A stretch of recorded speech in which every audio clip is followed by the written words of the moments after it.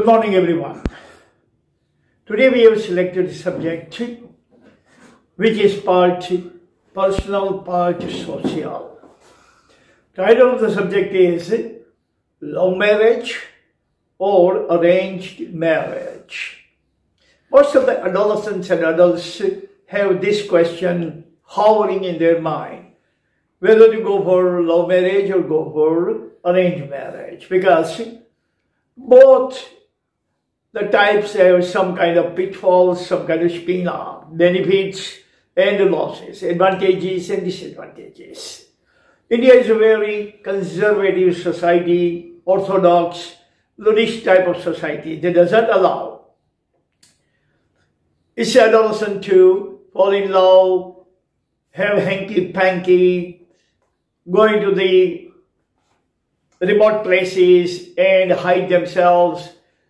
No, they don't allow this kind of thing. So that's why they don't allow adolescents to get married to the person that they love, or they actually choose for themselves.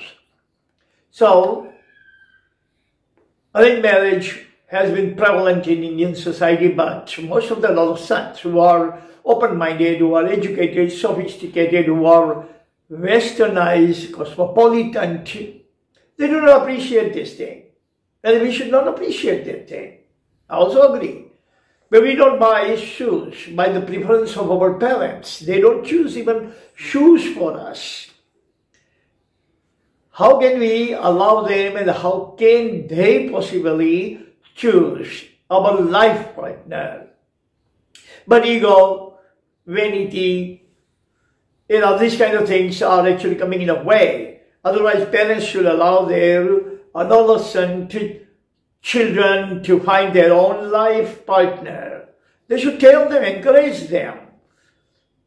They should not actually create any kind of barriers and blocks in their way, but they should encourage them to, look, you go ahead and find your own bride, your own partner. But they don't do that because their vanity comes in a way. Their ego comes in a way. I will decide. You are my son, I will decide. You are my daughter, I will decide. No, that is not the way today. Time changes for everyone, not for some people, but for everyone. So the title I have given is Dil ka bandhan aur hai, Daman ka bandhan aur hai. When two hearts actually join is a different thing, and when two piece of clothes, two scarves actually are tied up by someone is totally different. We are human, we can never like something chosen by others. Some people like white, some people like black, some people like yellow. Different kind of colors are there. Everybody doesn't like the same color. So this time, this age, this era in which parents should not decide, parents should also grow like their children emotionally. They become more mature and they decide that no, that doesn't make any sense. It's not human nature that people are going to prefer what we are going to choose for them. We go to the restaurant and we choose the menu. We don't ask, the manager or the captain or the waiter to choose for us. So just a small teeny-weeny thing in our life, that is menu, that is one dinner, we choose. So how can you allow anyone, and how can parents insist upon us to allow them to choose our life partner? So I will actually prepare 4 points to elaborate this view.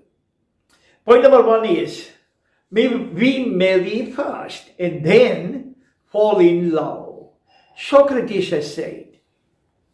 Socrates has actually echoed Indian society that we marry first. We marry to a person we have never seen, we never asked her name, we have never spent even 10 minutes of time, we have never tried to know her views, her reviews, her ideas, her ideals. We don't know anything about it.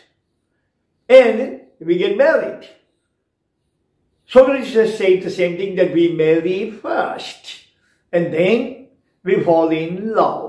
That is also one of the ways, and that way has been going on in India for a long, long time. Since we can say beginning of civilization. We marry first, then we fall in love. Love can come anytime. It is not necessary that we should love someone first and then get married, but that can be reversed. Since the time immemorial, that has been going on in India, in most of the societies, all over the Middle East Muslim society, that they marry first and then they get in love with each other, they fall in love with each other, since time immemorial. Point number 2 is, love marriage does not last longer. Supreme Court of India has actually passed this result of the studies, that love marriages do not last too long because parents are not agreed, relatives of both sides don't agree, they are not happy with it. Marriage is a bond between two families, not two people, but two families. When love marriage occurs, then what happens? Both the families are offended. Mainly because of the vanity and their ego, they are too egotistical, that's why they are offended. Otherwise, they should be happy that my son got his own bride by his own choice, and my daughter found her own bridegroom by her own choice. It's a blissful thing, absolutely blissful and a blessing thing that you found your own partner. But our parents don't agree just because their ego is hurt, just because their emotion is bruised, just because they don't like it. So in every single thing, altruism, I don't like it. Not that whether do you like it or not. It's out of question.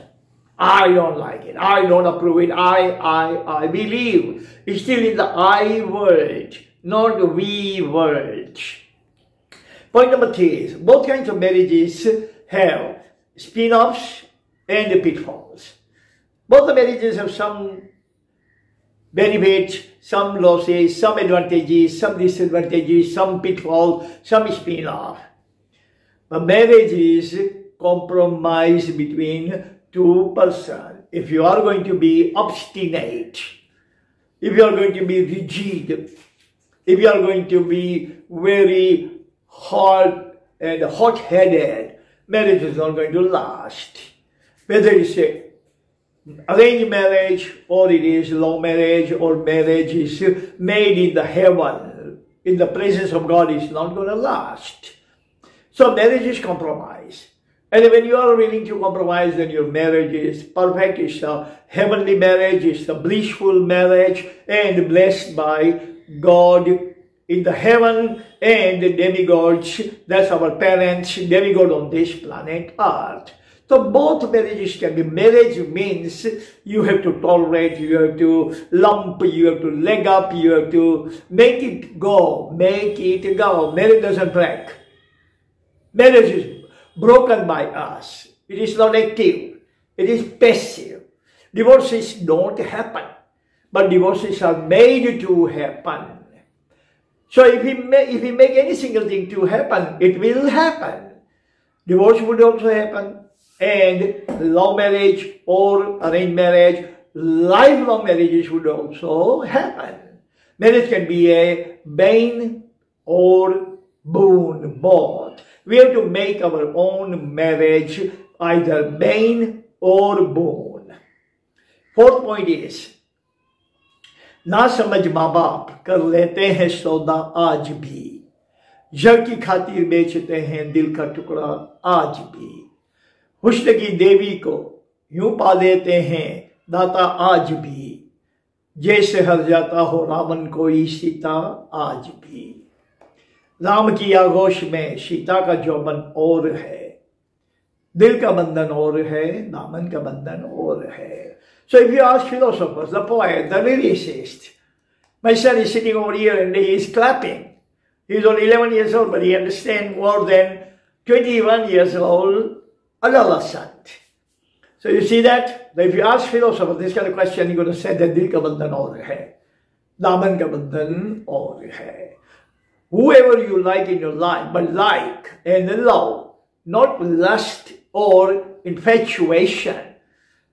You should be talking, not your hormones. You should be talking, you should be deciding, not your hormones, not testosterone or progesterone should be talking about it. Because ask any neurologist, you're going to say that there are 3 decades, it takes 3 decades for your brain to develop fully.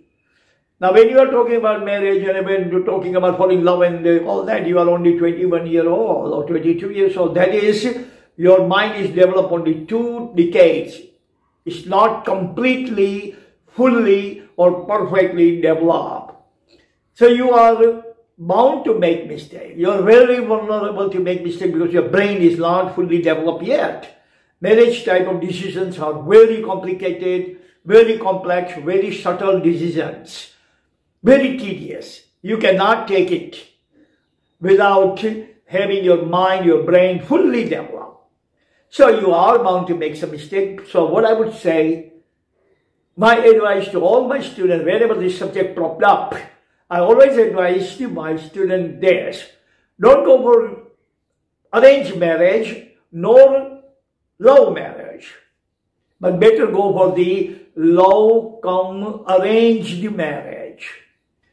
So many students in my institute, my boy students and girl students, they have actually gotten married in my class, and when they ask me, I would say that, look, you are in love with each other. That doesn't mean you run away and you elope and you create problem for your parents and you go to the court and you get married in a civil marriage where you don't do any dirty thing. Marriage is the most sacrosanct, sacred thing. That is what they say. Marriages are made in heaven. So I said, don't ruin it, don't vitiate it. So what should we do?